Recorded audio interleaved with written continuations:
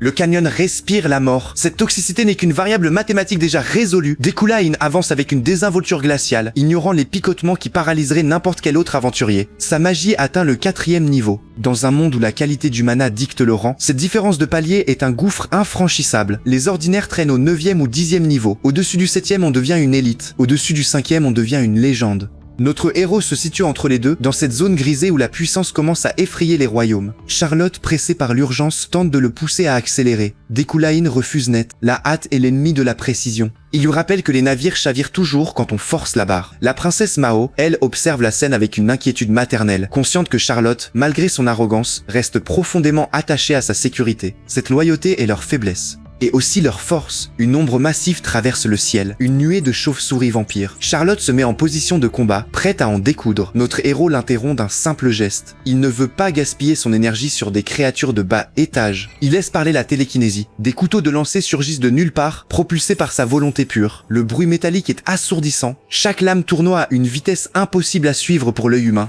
En quelques respirations, la nuée n'est plus qu'une pluie de chair et d'os. La facilité est telle que Charlotte en reste bouche bée. Il ne regarde même pas le résultat. Il ordonne simplement de continuer. Le canyon s'approfondit. Les monstres se font plus nombreux, mais restent insignifiants, jusqu'à ce qu'un bruit grinçant, mécanique et humain émerge des profondeurs. Un homme apparaît. Dekulain ne recule pas. Il ne montre aucune peur. Au contraire, il affiche un mépris total. Derrière lui, des ombres prennent vie, prêtes à frapper. Notre héros ne hausse pas le ton. Il lance un avertissement froid. S'il avance, il sera réduit en charpie. Charlotte se place en bouclier humain devant la princesse. Notre héros, lui, ne perd pas de temps avec les menaces vides. Il se tourne vers Charlotte et lui ordonne d'emmener Mao. Il ne lui demande pas. Il lui dit que son inquiétude est inutile. Charlotte rit, vexée mais compréhensive. Elle sait qu'il ne bluffe pas. Il sort alors un sceptre exclusif, celui des Yuklein. Il pointe une colline voisine. Là-bas, des mercenaires observent la scène. Notre héros appuie sur le mécanisme. Un obus magique frappe la position ennemie avec une précision chirurgicale. Les cris des mercenaires se coupent net. Il a prouvé sa puissance sans même se déplacer. Charlotte hésite une seconde, puis obéit. Elle emmène Mao vers le duché. C'est alors que l'atmosphère change. Une odeur de démon, lourde et suffocante, envahit l'air. Le Dianante apparaît. C'est un hybride de démon et de fantôme. Sa silhouette est floue, presque éthérée.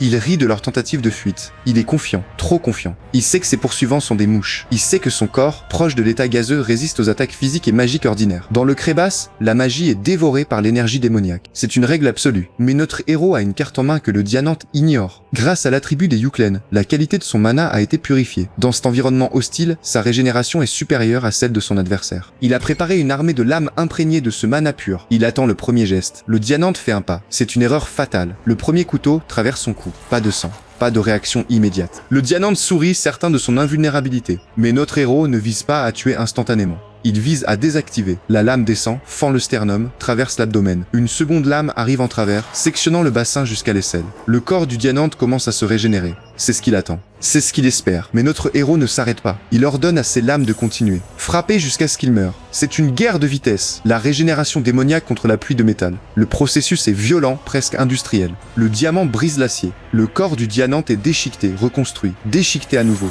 Il panique enfin. Il comprend trop tard que la magie ordinaire ne fonctionne pas, mais que le mana pur des Yuklein, combiné à une vitesse de frappe surhumaine, annule son avantage. Le garde, à côté, regarde la scène avec effroi. Notre héros reste impassible. Il a calculé chaque millimètre. Il a anticipé chaque mouvement de régénération. Il a transformé la force vitale de son ennemi en un piège mortel. Pendant ce temps, de l'autre côté du canyon, Charlotte et Mao traversent le passage des spectres. Les assassins envoyés pour les intercepter sont éliminés sans laisser de traces. Mao, affaibli par les miasmes, reprend enfin son souffle. Charlotte, soulagée, s'approche d'elle. Une voix les interpelle. Gide, le ministre de l'Intérieur, arrive avec ses gardes. Il voit sa petite nièce saine et sauve. La tendresse remplace la tension. Il remercie Charlotte, qui nie avoir fait le plus gros du travail. Elle mentionne que Dekulain et compagnie les rattraperont. Le temps passe. Une demi-heure, 1 heure, 2 heures, ils attendent, anxieux. Enfin, 2 silhouettes apparaissent à l'horizon. Dekulain et son garde. Mao court vers eux, joyeuse. Charlotte suit, soulagée. Mais Dekulain ne sourit pas. Il est froid, glacial. Il ne les laisse même pas s'approcher trop. Il leur dit que l'affaire est terminée. Il leur ordonne de ne pas l'attendre spécialement. Il confie aux gardes le soin de donner les détails. Il a gagné. Il a protégé la princesse. Il a éliminé la menace. Et il ne leur a pas laissé une seule seconde pour célébrer. Ce premier acte suffit à comprendre pourquoi ce manoir s'est hissé au sommet des classements. On y va. Charlotte gardait une nouvelle opinion de Dekulain après seulement un jour passé ensemble. Au début, j'y pensais qu'il cherchait des ennuis. Mais la scène où il s'était sacrifié à Crébasse pour aider la princesse à traverser le danger était si authentique. Peu de gens pouvaient assumer seuls les risques. Il fallait donc le remercier. Aussitôt, Charlotte tendit la main. Dekulain, merci merci beaucoup pour ton aide. Déculaïne refusa directement. Je ne me suis pas lavé les mains depuis mon arrivée. Une poignée de main comme ça, ce n'est pas possible. Charlotte, élégante dans ses paroles, resta figée un instant. C'était bien le Déculaïne sans détour qu'elle connaissait. Charlotte regarda le dos de Déculaïne s'éloigner, puis Mao et l'autre le rappelèrent à nouveau. Cette dette, nous la rembourserons un jour. Déculaïne ne répondit pas et se retourna pour partir. Malgré les épreuves du combat, il conservait cette image noble et raffinée, tel un jade précieux. Mission individuelle terminée. Monnaie exclusive de la boutique +4, puissance magique +30. Une fois la mission close et les récompenses actées, les ombres du soir commencent à s'étirer. C'est dans le calme feutré du bureau de Gide que la tension monte d'un cran. Gide convoqua Charlotte dans son bureau de réunion.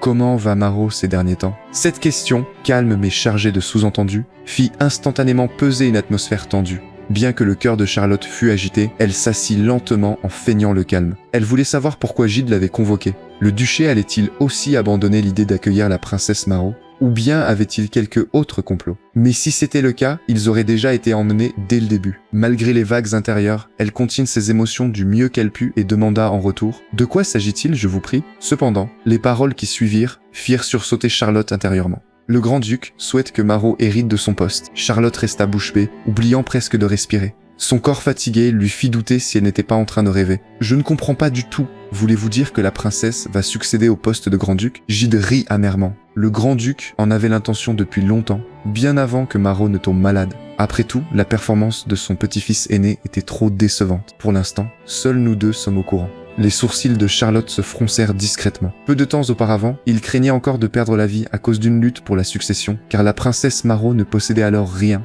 Et maintenant, arriver au duché et devenir l'héritier du duché, n'était-ce pas trop irréel? Au milieu de ses réflexions, Déculaïne pensa au passé. Se lever le matin pour s'entraîner, chercher sans cesse ses lacunes, grandir lentement. C'était un processus empli de dangers de mort. Déculaïne était entourée de trop d'inconnus, mais cela seul ne suffisait pas à l'expliquer.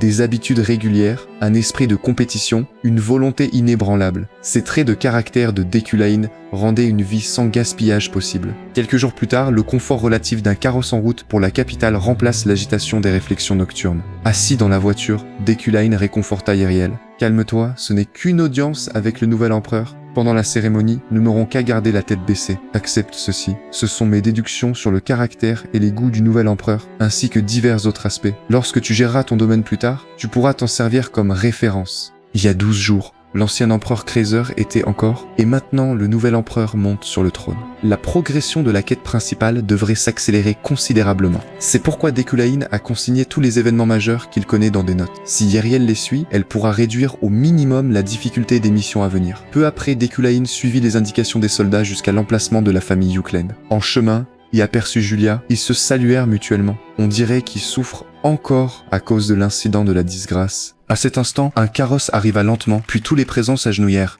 Une silhouette s'avança lentement vers le trône, sur l'estrade. Devant le trône, la couronne dorée fut placée sur la tête du nouvel empereur, accompagnée de roulements de tambours incessants. Les sujets acclamaient leur nouveau souverain. Ainsi naquit l'empereur Sophien Yekater Argus von Gibren. À cet instant, l'empereur bâilla d'ennui. Elle bâillait vraiment. La nouvelle impératrice Sophien, bien qu'ayant obtenu la position suprême, affichait toujours un air las. Cela était lié à son caractère unique. En tant qu'être possédant les plus hautes capacités dans l'univers du jeu, si elle visait à devenir chevalier, elle deviendrait un chevalier protecteur. Si elle visait à devenir magicien, elle deviendrait assurément un grand magicien. Elle possédait les talents les plus éminents dans tous les domaines, mais c'était précisément pour cette raison qu'elle manquait d'intérêt pour toute chose. Bien sûr, il y avait aussi une raison plus profonde. À cet instant, Déculaïne ressentit un regard intense. Qu'y a-t-il? Quelqu'un me regarde-t-il? En levant les yeux, il vit que c'était la nouvelle impératrice. Sophien observe Déculaïne avec une intensité qui dérange. Yriel, à ses côtés, ne comprend pas pourquoi l'empereur fixe dans leur direction avec tant d'attention. L'empereur, elle, sait exactement ce qu'elle voit. Elle a repéré un esprit qui l'a percé à jour instantanément. Ce regard n'a pas vacillé.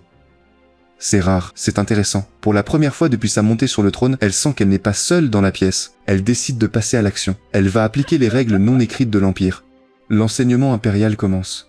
Déculaïne et Allen arrivent à l'école. La routine est lourde. Les étudiants s'ennuient, mais le bureau est envahi. Des soldats de l'empereur attendent. L'emblème impérial brille. Déculaïne se demande pourquoi on le cherche. Kéron s'avance. Il lui tend une lettre officielle. Déculaïne et Allen s'agenouillent immédiatement. La lettre est claire. L'empereur le choisit comme candidat pour devenir son précepteur en magie. Il devra résoudre un problème posé par le magicien de la cour, Gaël. C'est un test de sélection. Déculaïne est surpris. Ce n'est pas le scénario habituel, mais il analyse la situation. L'Empire exige que le nouvel empereur apprenne des traditions auprès d'experts extérieurs. C'est une tradition. Normalement, il n'aurait pas prêté attention à cette affaire. Mais l'intrigue vient à lui. Refuser n'est pas une option. Les récompenses sont énormes, et peut-être que cela expliquera le regard de Sophien. Il accepte sans hésiter. Kayron lui remet les documents. Il mentionne que Gaël a estimé que le problème prendrait 4 jours. C'est un délai standard, un test difficile. Kayron était sur le point de partir avec la garde royale lorsque quelque chose attira leur attention. Le document émet une lumière bleue. Une voix s'élève. C'est Gaël, le magicien royal. Il félicite Dekulain. Il explique que le temps de résolution jugera les capacités. Moins d'une journée est déjà très rapide. Les gardes sont stupéfaits. Il a déjà résolu l'énigme. Dekulain ouvre la bouche. Il dit que le problème était difficile, mais par chance,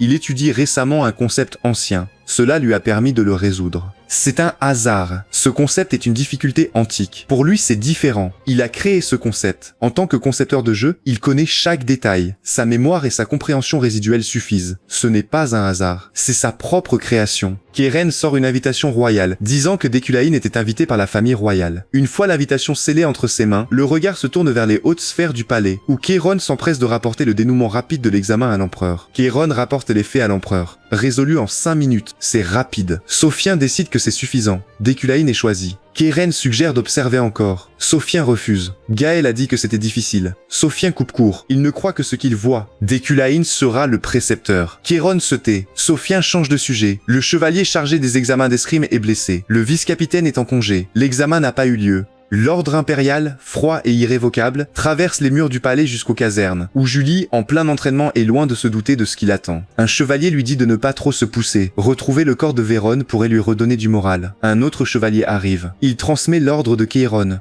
Julie est sélectionnée comme candidate pour l'instructrice d'escrime de l'empereur. Elle doit prouver ses compétences. Julie accepte sur le champ. Julie arrive dans une cabane isolée. Une voix la salue. Elle lève les yeux. 3 personnes sont assises. L'une d'elles dit qu'il savait qu'elle serait candidate. Il lui demande de s'installer. Julie se demande quel genre d'examen c'est. Cela ressemble à un travail de groupe universitaire. Une voix s'élève. C'est Gwen, le chevalier de l'intégrité. Il dit qu'il ne fera aucun cadeau. Ils sont prêts. Raphaël, le chevalier de la puissance, est présent. Il remarque une place vide. L'examinateur est en retard. Le vice-chef est blessé. On ne sait pas qui sera envoyé. Une silhouette apparaît. C'est Dekulain. Il se présente comme examinateur suppléant des chevaliers instructeurs. Tous sont stupéfaits. Un type qui ne sait rien des chevaliers est examinateur. Dekulain est ennuyé. Il admet ne pas connaître les chevaliers, mais il suivra le manuel. Il demande s'ils sont mécontents. Puisque la famille royale l'a choisi, il est capable. À moins qu'il ne remette en question la décision de l'empereur. Tout le monde se tait. Un chevalier demande précipitamment s'il a été choisi comme instructeur de magie royale. Il demande que le test se déroule à la cour. Il exige qu'il n'y ait pas de favoritisme. Julie à côté réfléchit. Dekulain prend la parole. La voix de l'examinateur se fait tranchante et définitive.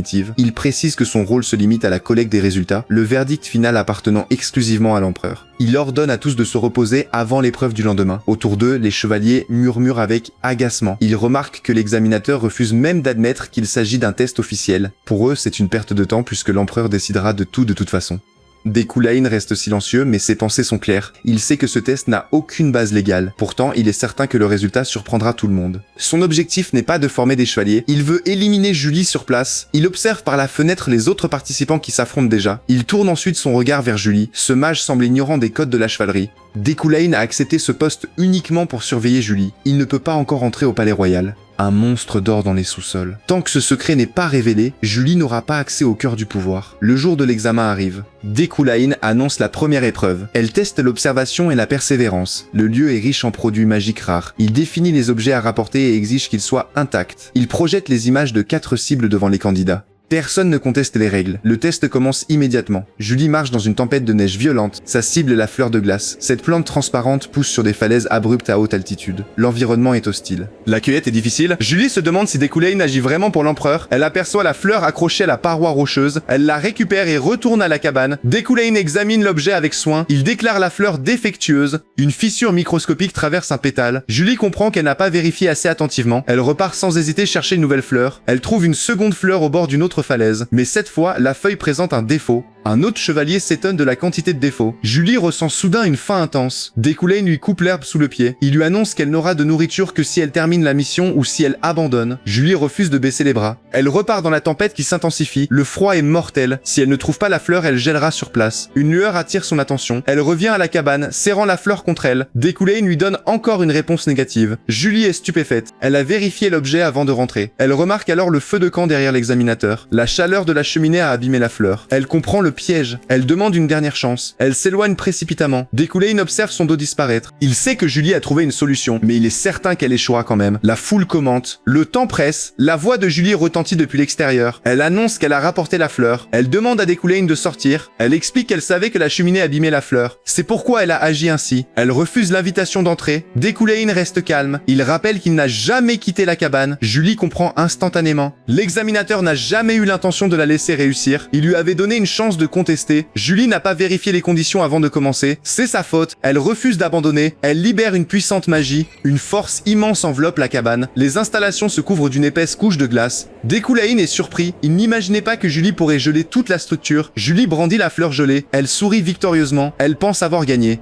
Mais Deku-Lane répond encore par un échec. La magie affecte aussi la fleur. Tous les efforts sont vains. Julie perd conscience. Elle s'effondre au sol. Elle a échoué. Deku-Lane observe Julie inconscient. Il remarque un dommage de mana anormal. Le noyau magique de Julie est blessé. Une telle blessure est rare. Elle ne vient pas d'un simple combat. Julie a dû subir une atteinte mortale plus tôt. Deku-Lane, en tant que développeur, ignorait cette information. Julie est devenue chevalier d'élite avec une blessure cachée. Que s'est-il passé? Les spectateurs discutent. La difficulté est trop élevée. Personne ne peut réussir une telle épreuve. Deku-Lane s'adresse aux amis de Julie. Il leur demande s'ils connaissent l'histoire de cette blessure. Un chevalier ouvre la bouche lentement. Il accuse Deku-Lane. Lors d'une mission d'escorte à Malik, la blessure a été causée par lui. Deku-Lane est choqué. Il ignorait tout. Il demande à Raphaël s'il n'avait rien remarqué lorsqu'il s'entraînait avec Julie. Raphaël confirme que Julie limitait consciemment l'usage de la magie. Elle utilisait l'énergie de l'épée pour compenser. Deku-Lane réalise que Julie a peut-être éliminé ce danger pour se protéger. Il ordonne à chacun de regagner sa chambre. Le second test commencera après le départ des éliminés. Julie se tient devant la porte de la cabane. Deku-Lane l'interpelle. Il lui dit que c'est dommage. Julie répond que c'est de sa faute. Elle aurait dû vérifier les conditions immédiatement. Deku-Lane lui demande de lui rappeler un pacte qu'il a violé autrefois. Il veut entendre la promesse de sa bouche. Julie reste figée. Elle déteste encore Deku-Lane. Elle affirme que cette promesse n'existe plus. Kim Woo-jin, ou plutôt Deku-Lane, se trouve face à Julie. Il ne sait pas exactement pourquoi il cherche cette confrontation. Peut-être veut-il simplement revoir son ancienne épouse.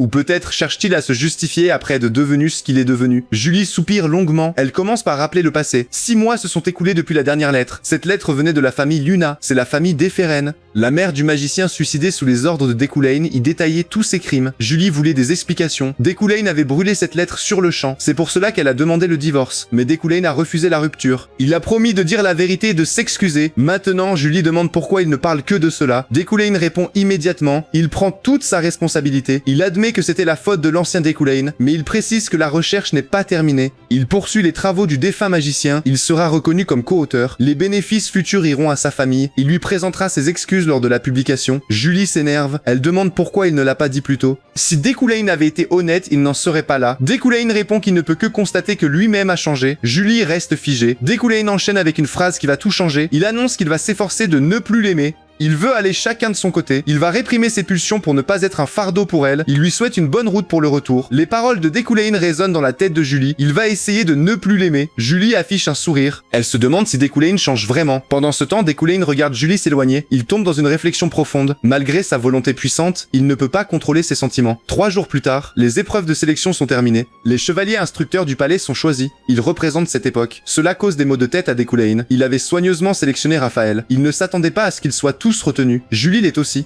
Deku-Lane pense que lui aussi sera magicien instructeur, mais il voit un nom familier dans le journal. Deku-Lane se rend au palais pour rencontrer l'empereur. Il s'agenouille, l'empereur prononce un autre nom, Luina Penshuro Makuhane. Deku-Lane ne s'attendait pas à servir comme magicien instructeur aux côtés de Luina Penshuro Makuhane. Luina n'éprouvait aucune sympathie pour lui. Il espérait ne plus la croiser après l'île flottante. Les choses vont devenir plus compliquées. Luina fixe Deku-Lane. Elle se souvient de quelques années plus tôt, lors de l'examen de promotion des professeurs. Pour le poste de professeur principal, il n'y avait qu'elle et Deku-Lane. Tout le monde voyait Luina d'un bon œil. La place lui reviendrait assurément.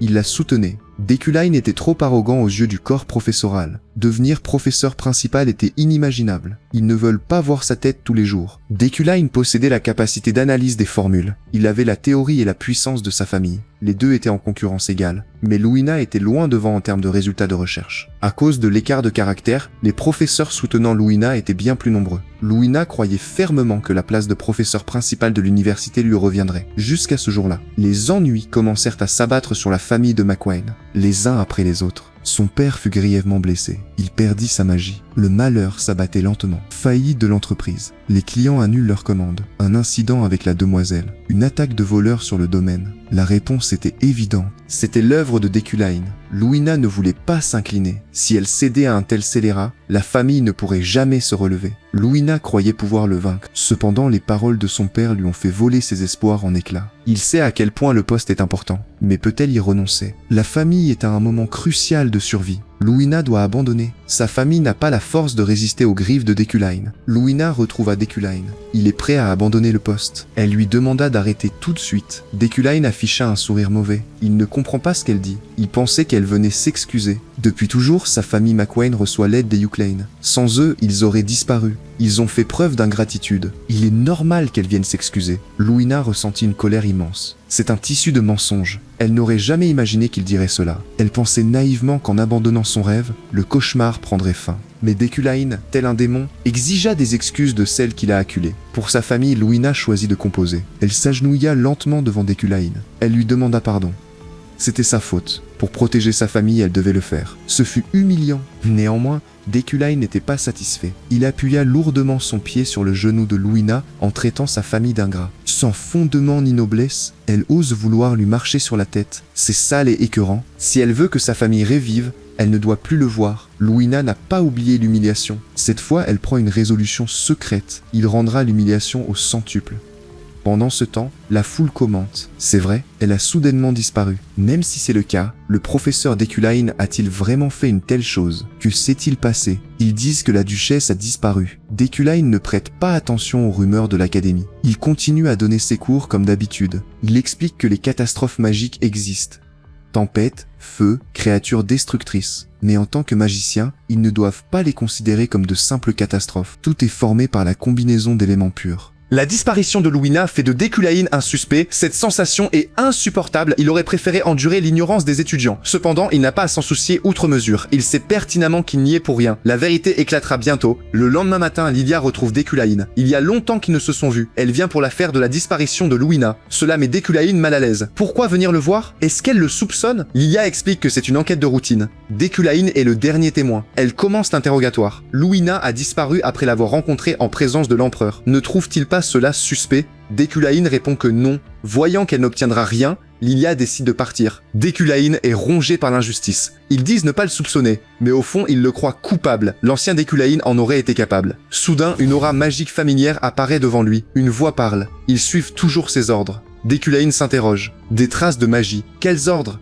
Qui a laissé ce message? À en juger par le contenu, il s'agit probablement des relations de l'ancien Deculain. Si c'est le cas, cela vient sûrement du réseau obscur. Qu'un tel message apparaisse à ce moment précis lui donne une mauvaise impression. Un pressentiment lourd s'installe. Deculain se demande si ses propres hommes sont responsables de l'enlèvement de Louina. Une silhouette émerge de nulle part derrière lui. C'est une magie d'illusion. Il ordonne au spectre de le guider. La scène bascule vers les bas-fonds de l'Empire flamboyant. Même sous l'autorité directe de l'empereur, des zones d'ombre persistent. Auckland et cette ombre. L'illusion disparaît une fois l'entrée atteinte. Deculain descend un couloir sombre. Il ouvre une porte. Deux hommes sont agenouillés, la tête basse. Ils saluent leur maître. Deculain est las. Il reconnaît cette bande. Il jure fidélité. Il leur demande quel ordre il a donné. L'un d'eux répond lentement. Dès que Louina mettrait un pied dans la capitale, il ne fallait surtout pas l'épargner. La vérité éclate. C'est bien son réseau obscur qui est responsable. Heureusement, il ne voit aucune variable de mort immédiate chez eux, mais il ne lui voue aucune affection réelle. Il exige de voir Louina. Peu après, il retrouve Louina ligotée. Un subordonné précise qu'on lui a injecté un poison. Ce poison empêche l'utilisation de la magie pendant 3 jours. Deculain la contemple, plongé dans ses pensées. Il n'aurait jamais imaginé que ses propres hommes aient enlevé Louina. Le destin de Louina porte déjà les marques d'un antagoniste. Bien qu'elle ne soit pas encore réveillée, il est certain qu'elle le croira commanditaire. La question est de dissiper ce malentendu. Il doit réduire au maximum les variables de mort. Un subordonné tend une liasse de documents, il offre quelque chose à son maître. Deculain s'attend à un registre, mais il est stupéfait par ce qu'il voit. Il remercie son homme, il y voit enfin plus clair. Il demande à tout le monde de sortir. Il doit parler à Louina seul. Il détache la corde qui liait Louina. Elle se réveille enfin. Elle le reconnaît immédiatement. Elle l'accuse de vouloir s'en sortir après un tel acte. Elle rappelle qu'elle est le précepteur de l'empereur. Elle menace de le perdre si elle rapporte cela à la cour. Sans plus de suspense, il interroge Louina, lui demandant ce qu'elle était revenue faire en ville. Ne se rappelle-t-elle pas de leur accord de l'époque? Louina dit sans souvenir, cependant elle s'est assurée de rembourser toutes les dettes de sa famille auprès des Yuklen. Bingo! Dekulain saisit l'occasion pour glisser son venin. De quel remboursement parle-t-elle? Connaît-elle les intérêts composés? Il y a de cela 15 bonnes années, la famille McWan s'est endettée des 100 millions d'élan chez les Yuklen, avec un taux d'intérêt de 20%. C'est plus de 1,5 milliard que vous devez. Depuis quand cette loi existe dans le royaume? Louina menace de porter plainte pour pratique usuraire. Dekulain reste de marbre face à ces menaces. Il lui explique avec une froideur chirurgicale qu'elle a signé ce contrat de son plein gré et que l'ignorance des clauses inférieures ne la protège pas. C'est ce qu'on appelle la clause de la pilule empoisonnée. Louina réalise avec effroi qu'aucune loi de l'Empire ne réglemente ou n'interdit cette méthode mathématique, la laissant totalement à sa merci. C'est alors que Dekulain avance son véritable pion. Il n'a que faire de cet argent qu'elle ne possède pas. Il lui propose un marché. Si elle l'aide à obtenir le poste de directeur de l'université, il réduira sa dette exponentielle. Prise au piège par ce chantage financier imparable, Louina n'a d'autre choix que de ravaler sa fierté et de devenir son allié politique. Dekulain répond froidement que, comme elle n'est pas du genre à tenir ses promesses, ils vont plutôt passer un accord. Louina s'indigne immédiatement, clamant qu'il exagère. Il commence alors à énoncer les conditions de ce pacte magique. Premièrement, elle devra garder le silence absolu sur les événements d'aujourd'hui, et deuxièmement, elle s'engagera à respecter ce contrat pendant une durée de 5 ans. Mais en lisant la clause finale en cas de non-respect, Louina en a le souffle coupé. Totalement horrifiée, elle hurle en lui demandant s'il a vraiment l'intention de détruire son noyau interne magique s'il venait à être enfreint. Hors d'elle, elle crie que c'est hors de question et qu'il va beaucoup trop loin. Dekulain reste de marbre et poursuit d'une voix calme. S'il respecte sa part, il s'engage en retour à lui rendre la technique secrète de la maison McWan. Ce livre précieux n'était autre que le trésor ancestral de sa famille, dont le précédent Dekulain s'était emparé par la force lorsqu'il avait anéanti la maison McWan. C'était la source profonde de toute la rancœur de Louina et la chose qu'elle souhaitait le plus au monde récupérer. Il lui lance un dernier regard en lui disant d'y réfléchir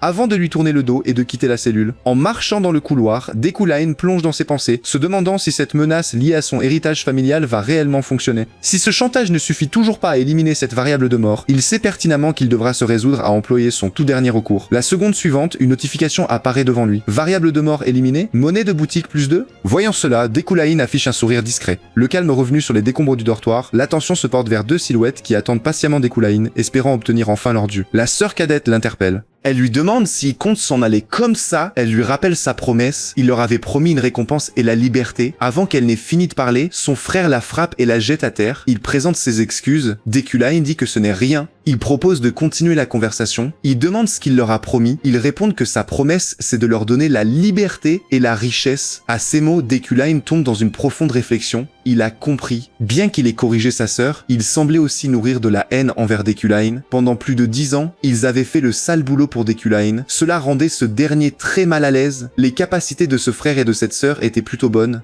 L'aura du mania fortuné commençait à se manifester. Il annonce qu'à partir de maintenant, il ne peut plus les laisser faire ce sale boulot. À compter d'aujourd'hui, il les engage. Bien sûr, les promesses précédentes leur seront également tenues. Il leur dit de venir le voir au manoir demain. En raison de quelques imprévus, Dekulain commençait à ressentir de la fatigue. Mais il était heureux, car tout était réglé. Le lendemain matin, devant le dortoir de la tour magique, les deux bonnes amies rentraient sans entrain. Un groupe de personnes se pressait à l'entrée. Ils semblaient avoir découvert quelque chose de magique. Cela intrigua Eferen. Le mystérieux cercle magique du début du semestre n'avait-il pas déjà été retiré? L'instant d'après, la magie s'activa soudainement. Elle aspira sur le champ tous ceux qui se trouvaient devant la porte. À cet instant, Dekulain se rendait à l'école en voiture. Il demande à Ren, son chauffeur, s'il aime ce travail de chauffeur. Ren répond avec assurance que oui. Ren et sa sœur Anen vivaient désormais au manoir de Yuklen. Ils obéissaient aux ordres de Dekulain. Au début, ils se méfiaient encore de Dekulain. Mais après avoir reçu une récompense généreuse, ils commencèrent progressivement à le traiter comme leur maître. De plus, Jeff, qui était auparavant chauffeur, fut promu directeur des affaires générales, puis Dekulain arriva à l'école. Cependant, dès qu'il descendit de voiture, quelque chose attira son attention. Une notification de quête résonne dans l'esprit de Dekulain. Le système valide le début de la mission principale. La récompense est claire, 2 monnaies de boutique. Pendant que le héros calcule sa prochaine étape, Eferen fait face à un mur d'incompétence. Le 3e étage, zone des étudiants ordinaires, est isolé. Elle tente de mobiliser les professeurs. La réponse est un refus poli et calculé. Chacun trouve une excuse pour ne pas agir. L'un se sent malade, l'autre est parti en voyage. Le directeur est absent. La lâcheté institutionnelle est totale. Eferen comprend que personne ne viendra les sauver. Elle décide d'agir seule. Elle ordonne à Julia de rester en sécurité. Elle s'apprête à franchir la porte du dortoir. Sylvia intervient, elle bloque la route d'Eferen. Eferen s'énerve. Elle accuse les professeurs et les nobles de se cacher comme des tortues quand le danger arrive. C'est une observation juste, mais inutile face à la réalité magique. Sylvia ne se laisse pas provoquer, elle lève la main, un sort se fiche sur la porte, le bouclier est analysé, il contient une puissance démoniaque, la magie a dissipé son effet actif, mais la structure reste active. Sylvia explique qu'une novice ne peut pas gérer cela, et Feren refuse d'admettre la vérité. Elle veut entrer, Sylvia insiste pour qu'elle réfléchisse. Le conflit est suspendu par une voix familière. Deculain arrive, il trouve le bruit inutile, il fixe la porte, il juge la méthode actuelle inefficace, il sort une baguette magique. C'est la baguette des Yuklen, elle possède un effet d'exorcisme. Il touche le bouclier, un sceau dégage une aura démoniaque faible. Deculain brise la barrière, une énergie démoniaque jaillit de l'ouverture, elle effraie les présents. Deculain a percé la brèche, une voix vient de l'autre côté, un professeur arrive, Deculain passe à travers l'ouverture. De l'autre côté de la barrière, les étudiants le voient. Une immense joie les envahit. Ils sont sauvés, Deculain est là, il ouvre la bouche et demande si c'est tout. Il pense qu'il reste des personnes à l'étage. Un étudiant est choqué, il demande si Deculain va y aller seul. C'est trop dangereux.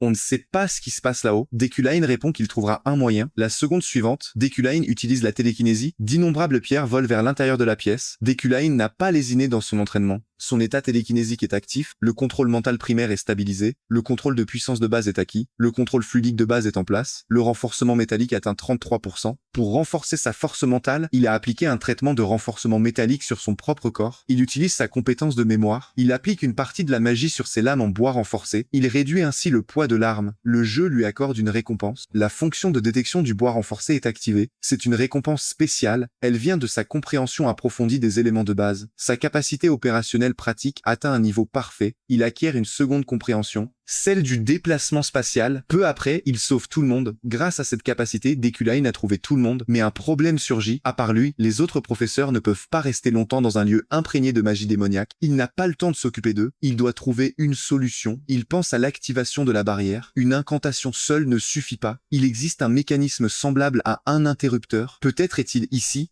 L'instant d'après, Deculain projette des pierres avec la télékinésie. Ses yeux se verrouillent sur quelque chose. Il l'a trouvé. Il s'adresse au concierge du dortoir. Il demande si c'est elle qui a activé la barrière. Le concierge nie immédiatement. Elle demande ce que veut dire le professeur. Deculain lui ordonne de ne pas chercher d'excuses. La magie de son lieu d'origine est gravée sur elle. Il est impossible de la cacher. Des cendres tombent de ses cheveux. Elle arrête de faire semblant. Elle est une magicienne des cendres. Les cendres sont l'un des 4 piliers du monde magique. La plupart des magiciens ne reconnaissent pas leur existence. Ils ne daignent même pas les mentionner. Les cendres sont le refuge des magiciens noirs et illégaux. Le concierge ouvre lentement la bouche. Elle ne sait pas comment Deculain a découvert cela et ajoute une chose que le professeur ignore. Les personnes issues des cendres éliminent quiconque connaît leur identité. Deculain agit avec détermination. D'innombrables cristaux heurtent les étudiants derrière lui. Les cristaux les transportent en sécurité derrière Deculain. Au même moment, le concierge lance une attaque. D'innombrables boules de feu foncent vers Deculain et les autres. Deculain affiche une expression méprisante. Il lève la main, il dissipe la magie des boules de feu. Il demande si on le prend pour un imbécile. Il demande si cette magicienne croit qu'une attaque aussi faible peut l'achever. Cette dernière entre dans une colère noire. Elle dit qu'elle ne faisait que saluer. En réalité, son cœur est en pleine panique. Elle n'a pas compris ce qui vient de se passer. Elle relâche à nouveau de la magie contre Deculain. Cette fois, elle disparaît avant même de le toucher. Ce n'est certainement pas une illusion. Ce type a annulé toute sa magie. Aucune magie ne peut blesser Deculain, même un peu. Comment est-ce possible? En réalité, Deculain peut accomplir cela grâce aux artefacts magiques présents ici. Ils lui fournissent un flux inépuisable de magie. Cette puissance rend aussi la qualité de sa magie plus pure. La lignée de Yuklen possède un sang capable d'éradiquer les forces démoniaques. Lors des combats contre les démons, ou lorsque de grandes quantités d'énergie démoniaque sont présentes dans les artefacts, ils peuvent utiliser la magie pour purifier l'énergie environnante et l'exploitent ensuite. Elle n'est pas de taille à l'affronter. En un instant, elle est vaincue. Deculain la traite de ramassis de déchets. Il dit qu'ils sont pires que des ordures. Ils sont rejetés par la société. Leur seule compétence est de se débattre. Leur source est sale et infâme. Elle ne laisse aucune place à la rédemption. La magicienne affiche un sourire. Elle dit que Deculain a la langue bien pendue et demande pourquoi il n'a pas levé la barrière avant que les enfants ne meurent. Elle suggère que Deculain en est incapable. Deculain pousse un soupir résigné. Il va expliquer au crâne dénué de cervelle de son adversaire ce qu'il a fait de travers. Deculain utilise sans hésiter la télékinésie. D'innombrables cristaux s'abattent sur le sol. Il accuse cette folle d'être stupide d'avoir placé la barrière sur ce bâtiment. Deculain expose une faille logique. Il explique que la barrière est liée à la structure du bâtiment. Si le bâtiment disparaît, la barrière tombe avec lui. Deculain ne plaisante pas. Il prononce le nom d'Alrose. La femme est figée. Il sait qui elle est. Il ne joue pas. Les cristaux autour d'eux s'embrassent d'une lueur rouge. Une explosion massive se produit. Alrose panique. Elle qu'il veut mourir. Deculain reste de marbre. Il lui rappelle qu'elle reviendra à son corps d'origine de toute façon. La peur d'Alrose est réelle, mais Deculain a déjà calculé le coup. Il lance un sort de paralysie. La marionnette d'Alrose est réduite en poussière instantanément. Il ordonne à la foule de se rassembler. Il annonce que le bâtiment va s'effondrer. Il ne demande pas permission. Il donne l'ordre. De l'autre côté, Eferen et ses camarades évacuent. Ils sentent le sol trembler. Le dortoir s'écroule dans un nuage de poussière. Quelques instants plus tard, le groupe se tient à l'extérieur. Elle se demande si c'était une illusion. Elle ne comprend pas comment un seul homme a pu vaincre une telle menace. Une notification de quête apparaît devant Dekulain. La mission principale est accomplie. Le système valide sa victoire, mais loin de là, dans l'ombre, d'autres observent. Une personne encapuchonnée, cynique, critique Alrose. Elle trouve pitoyable qu'elle ait été vaincue par une fleur de cerf. Elle demande comment ils peuvent maintenir leur confiance. Alrose est en colère. Elle défend Dekulain. Elle dit qu'il est plein de cran. Elle conseille à son interlocuteur de ne pas le sous-estimer. Elle explique que leur objectif est atteint. Ce n'est pas complet, mais c'est suffisant. Ils doivent avancer pas à pas. Il semble que Alrose travaille pour ces tarés d'illuminés, qu'elle méprise à en perdre les os. Ceux qui veulent soi-disant ressusciter leur dieu, elle ne fait que poursuivre ses propres objectifs. Pour l'instant, ils peuvent juste continuer à se servir les uns des autres. Le lendemain, Dekulain est en cours. Il parle des décombres du 3e bâtiment. Il dit que tout le monde en parle. Il explique ce qui a été trouvé. Il s'agit de ce que l'on nomme un sort. Sa forme est différente de ce qu'on apprend à l'université de la Tour Magique. Il ressemble à ce qu'Eferen avait reproduit autrefois. Dekulain met en garde. Si vous reproduisez ce sorcier et y injectez de la magie, vous subirez le châtiment des cendres. C'est une déclaration de guerre. Le véritable ennemi de ce monde de jeu attaque enfin l'Empire. Seuls les professeurs et les rangs supérieurs peuvent participer à cette lutte. Il leur dit de ne pas perdre leur temps. Ils doivent se concentrer sur leurs études. Il annonce ensuite une nouvelle. Un stage supplémentaire a été ajouté. L'ordre vient de l'empereur. La classe est perplexe. Un stage impérial? Dekulain précise qu'il s'agit du stage de la montagne des ténèbres. Ceci marqua le début du stage. Eferen est dans la montagne des ténèbres. Elle ne pensait pas y revenir. À l'époque, le démon avait bouclé la zone. Le nouvel empereur veut que les mages de l'Empire deviennent forts. Il ordonne que ce stage ait lieu régulièrement. Les apprentis doivent obéir. Le stage comporte 3 sujets. Découvrir des matériaux magiques, observer des phénomènes magiques, combattre des bêtes magiques. Eferen n'a vu aucun danger jusqu'ici. Soudain, un bruit l'a fait sursauter. Une voix promet d'abattre la bête magique d'un coup. Sylvia sort des buissons. Elle demande à Eferen si elle fait son stage. Elle la taquine. Même en tant que major aux examens, Sylvia prend ce stage à bras le corps. Sylvia demande à Eferen si elle a peur d'être écrasée encore. Cette dernière demande si Sylvia a accompli une partie des 3 sujets. Sylvia répond qu'elle a terminé l'observation des phénomènes magiques. Il ne lui reste qu'à organiser et enregistrer. Sylvia erre dans la montagne des ténèbres depuis plus de 20 heures. Le temps est chaotique ici. Eferen est choquée. Moins de 20 heures se sont écoulées depuis les cours. Elle demande à Sylvia ce qu'elle raconte. Elle remarque que les vêtements de Sylvia sont en désordre. Sylvia ne se mettrait pas dans cet état en 3 ou 4 heures. Eferen se demande si c'est vrai. Une voix inconnue répond. La cause devrait être elle. De l'autre côté, un soldat trouve Dekulain. Il lui dit qu'une mission urgente nécessite son aide. Un rapport arrive. Lohakane a pénétré dans la montagne de ténèbres de l'université de la Tour Magique. Dekulain est surpris. Lohakane est un super géant. Le soldat explique que de nombreux étudiants sont dans cette montagne pour le stage. Le rencontrer serait dangereux. Une notification de fenêtre apparaît devant Dekulain. Activité de boss intermédiaire. Difficulté des cendres. La récompense pour avoir tué le boss est de 2 monnaies de boutique. Dekulain reçoit une mission. Il se rend immédiatement à la montagne de ténèbres. Eferen et Sylvia fixent ce qui se trouve devant cette silhouette macabre. C'est un vieil homme tout enjoué. Il explique que c'est son champ de force qui a causé la distorsion temporelle. Ce n'est pas un phénomène magique propre à la montagne de ténèbres. Il s'excuse de les avoir impliqués. Eferen demande qui il est. Il répond que son nom est Murkan. Pendant ce temps, Dekulain et les autres arrivent en hâte. Il est venu après avoir semé les chevaliers qui le suivaient. Ils n'ont pu suivre que jusqu'ici. Dekulain perçoit quelque chose. Il se précipite vers l'avant. Sylvia réalise que l'énergie magique de cet homme n'est pas ordinaire. Elle est comparable à celle d'un grand sorcier. Murkan dit qu'il a senti une énergie très pure, puis il est venu ici, il leur demande une faveur, il promet de belles choses en échange. Eferen est curieuse. Elle se demande ce que le vieillard entend par belles choses. L'instant d'après, il invoque 2 esprits. Il pénètre sans bruit à l'intérieur des 2 jeunes filles. Elles sont effrayées. Elles demandent ce que c'est. Lohakane les rassure. Il leur dit de ne pas s'inquiéter. Il leur ordonne de respirer profondément et d'accueillir les esprits. Elles inspirent. 2 lumières éclatantes fusent vers le ciel. Elles demandent ce qui vient de se passer. Lohakane explique que ce sont des esprits capables d'améliorer leur force intérieure. Seules des personnes aussi talentueuses qu'elles peuvent les recevoir. Sylvia comprend. C'était un esprit de lumière, un esprit suprême possédant tous les attributs. Ce vieillard a invoqué 2 de ces esprits sans difficulté. Qui est-il donc? Lohakane demanda alors. Pourriez-vous remettre cette lettre à ma famille?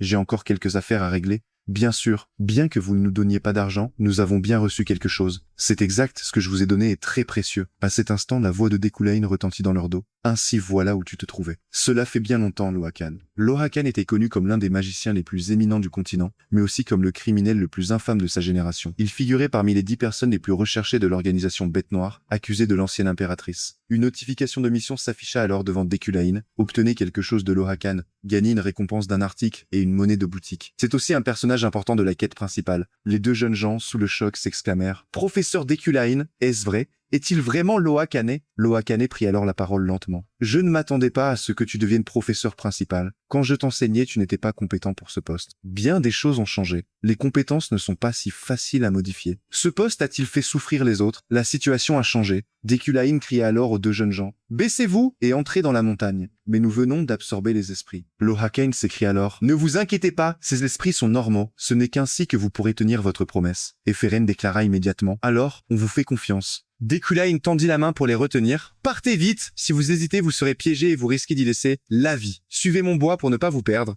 Ne perdez surtout pas, professeur. À cet instant, Lohakane sembla percevoir quelque chose. 157 personnes se sont perdues dans sa barrière, 23 ont tenté de la détruire, 37 se sont frayés un chemin, des défenses ont été établies à l'est, au sud et au nord. Les chevaliers de l'Empire commencent à affluer. Cherches-tu à gagner du temps? Peu importe leur nombre, les renforts n'arriveront pas. J'ai déjà tué de nombreux agents de renseignement. Je ne veux plus sévir. Dekulain répondit, je n'ai jamais eu l'intention de perdre, car je n'ai jamais eu l'intention de résister. Dekulain lui ordonne de se diriger vers le nord-ouest. Il lui accorde une dernière chance de partir. Lohakane s'attend à un rappel de leur passé commun. Il espère une émotion. Il n'obtient que du froid. Dekulain nie tout sentiment pour l'assassin de l'ancienne impératrice. Il presse l'ennemi de partir. Lohakane pose alors la question cruciale. Il demande s'il croit en Dieu. Cette interrogation teste les fondations morales de son adversaire. La réponse est immédiate et sans appel. Il ne croit qu'en lui-même. Lohakane valide cette réponse. Il la trouve excellente. Il tend ensuite un livre au protagoniste. Ce recueil liste toutes les organisations maléfiques du monde. C'est un journal d'enquête rédigé par Lohakane lui-même. Il s'agit d'une information stratégique majeure. Le système confirme l'acquisition. Le livre est obtenu. La monnaie de boutique augmente d'un point.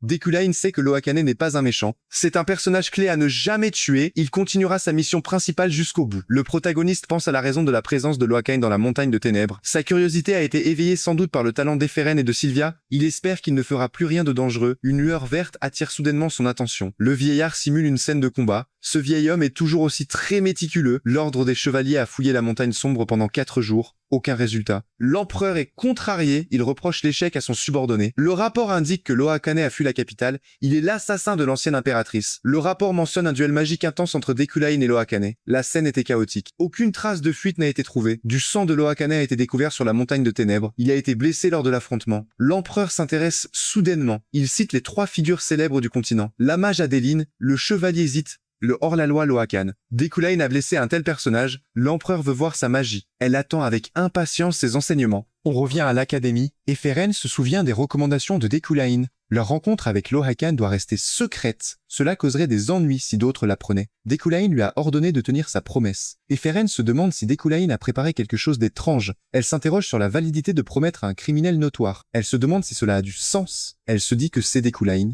Elle décide de se concentrer sur le cours. Elle pousse la porte de la salle. Elle se retrouve soudainement dans l'Empire. Dekulain a transformé la réalité. La plupart des spectateurs n'ont pas vu ce qui se cache derrière cette ouverture. Je t'explique tout.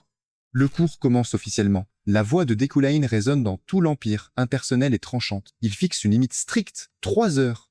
Si les élèves ne sont pas entrés dans la salle de classe virtuelle avant cette échéance, ils sont éliminés.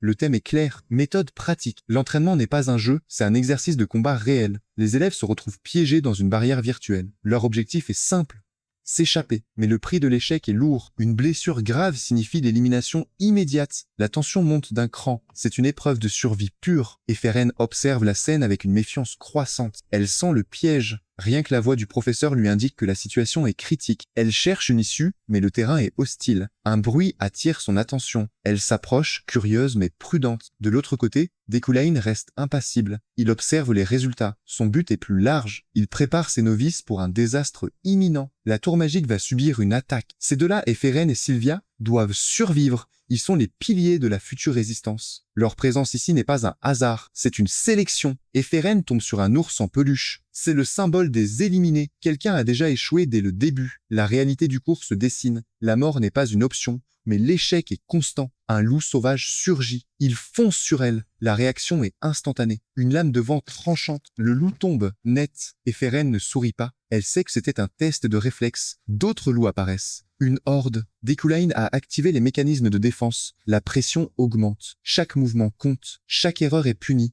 Sylvia, elle, avance avec une efficacité froide. Elle repousse les monstres avec sa magie. Des camarades lui proposent de former une équipe. Elle refuse catégoriquement. Elle ne fait confiance à personne. Travailler avec des incapables est un risque inutile. Elle préfère la solitude à la médiocrité. Un golem de pierre massif apparaît derrière elle. La surprise est de courte durée. Sylvia ne panique pas, elle calcule. Le golem est une distraction. un piège visuel. Elle contourne la menace. Son objectif n'est pas de combattre tout le monde. Son objectif est de trouver la sortie. Eferen, elle, prend du recul. Elle observe le paysage. La complexité est réelle. Dekulain a tout prévu. Les préparatifs sont vastes. Elle comprend qu'elle ne peut pas agir seule. Le terrain est trop surveillé. Sylvia apparaît derrière elle sans prévenir. La rencontre est tendue. Sylvia propose une alliance. Non pas par amitié, mais par nécessité. Elles doivent démanteler la barrière. 2 heures sont déjà passées. Le temps presse. Le cœur de la barrière n'est pas localisé. C'est un problème stratégique majeur. Eferen est surprise. Elle réalise qu'elle a manqué une information clé. Sylvia explique la logique. Le cœur doit être au centre. La technologie magique de pointe utilise des pierres magiques dans les murs. Le bâtiment entier est un circuit. Le centre collecte les informations.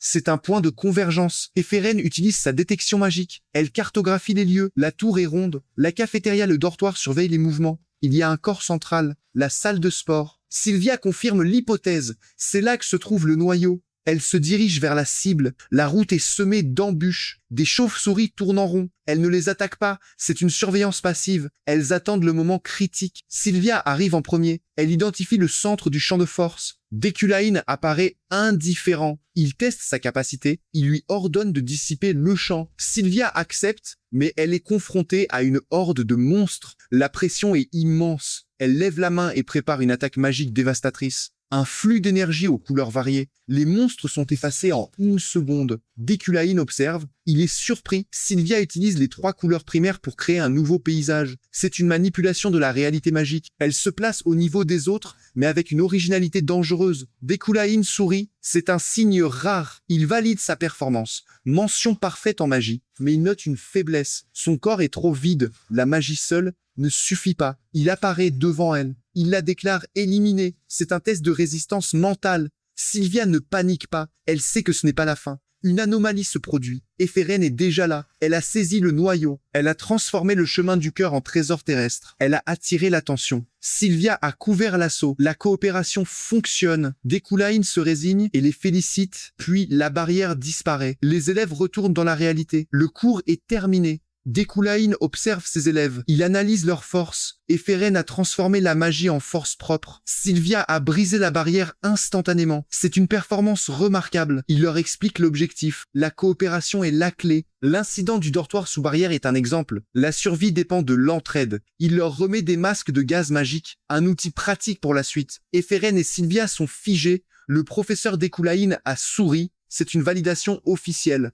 Elles ont prouvé leur valeur. Plus tard chez lui, Dekulain se retrouve face à son tableau noir. Il réfléchit à la prochaine étape. La préparation a bien commencé. Le danger approche, mais ces deux-là sont prêtes. Après une nuit de travail acharné, Dekulain avait enfin atteint le niveau requis. Il avait installé un tableau dans son bureau, identique à celui de la salle de classe de la tour magique. Un tableau double ascendant, fabriqué en pierre magique. Son influence par la main de Midas augmentait la résonance. L'effet spécial était clair. Le contenu du tableau se synchronisait sur l'autre tableau. La connexion ne pouvait être interrompue par aucune magie. Il avait élevé le niveau de la main de Midas au niveau 4. Cela garantissait une communication bidirectionnelle à l'intérieur comme à l'extérieur de la barrière. Parfait. L'intrigue du bœuf de mi-parcours allait bientôt commencer. Tout cela était conçu pour faire face au baron des cendres. Comme son nom l'indique, cette entité se présente sous la forme d'une nuée de cendres. C'est une créature spéciale, capable de parasiter des personnages de niveau intermédiaire. Mais cet incident ne pouvait être résolu que par la participation des étudiants. Dekulain savait qu'il ne pouvait leur apprendre que des moyens minimaux pour y faire face. Comme c'était un événement aléatoire, on ne savait jamais sur qui le baron des cendres allait atterrir. Mais puisqu'il y avait des gens intelligents, ce niveau de préparation devrait suffire. Peu après, Dekulain reçut une invitation.